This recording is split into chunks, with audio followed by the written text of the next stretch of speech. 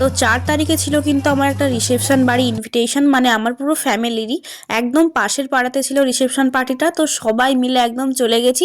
ভালো ডেকোরেশন থেকে DJ starter থেকে মেন কোর্স সবই কিন্তু ছিল একদম এলাহি আয়োজন। তো আজকে এই রিসেপশন পার্টির মেন কোর্সের মেনুগুলো কি কি ছিল সেটাই আমি তোমাদের সাথে শেয়ার করব, আর নেক্সট কোনো একটা ভিডিওতে এই রিসেপশন পার্টির স্টার্টার আইটেম কি কি ছিল সেটা শেয়ার করব। তো নাচতে এতটাই ব্যস্ত যে খাওয়ার কথা তো একদমই ভুলে গেছি। ডিজে চালিয়ে এইভাবে রিসেপশনের নাচ মানে আলাদাই ব্যাপার। তারপরে একটু নেচে ক্লান্ত হয়ে কিন্তু চলে আসি মেন কোর্স খাওয়ার জন্য।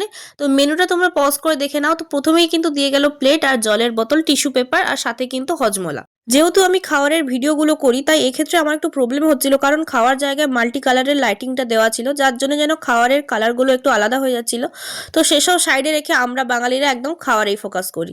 তো ফার্স্টেই ছিল কিন্তু বাটার নান, তারপরে কিন্তু ছিল একদম সিল্কি স্মুথ বাটার চিকেন, যেটার কম্বিনেশনটা একদম দারুণ ছিল এই বাটার নানের সাথে এই বাটার চিকেনটা। তারপরে বাটার চিকেনের উপরে কিন্তু আমি একটু লেবুও চিপে দিলাম। ওহো, এর স্বাদ তো ছিল একদমই আলাদা। তারপরে কিন্তু চলে আসলো স্যালাড আর কিন্তু তোপসে ফ্রাই।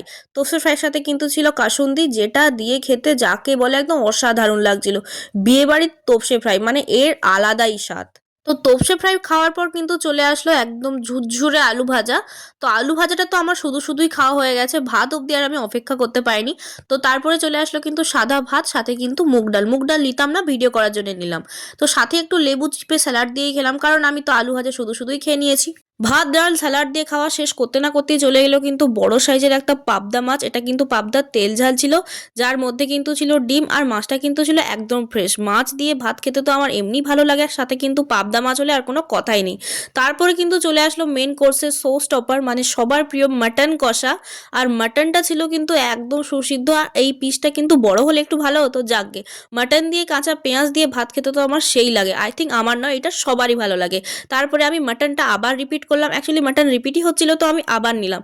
মাটনটা জাস্ট হাত দিয়ে খুলে চলে আসছে, এতটাই নরম ছিল। তারপরে কিন্তু চলে আসলো আনারসের চাটনি। আনারসের চাটনি দেওয়ার প্রসেসটা কিন্তু আমার দারুণ লেগেছে, আর খেতেও কিন্তু বেশ টেস্টি ছিল। তারপরে কিন্তু চলে এলো মশলা পাঁপড়, তাও আবার বাস্কেটে করে।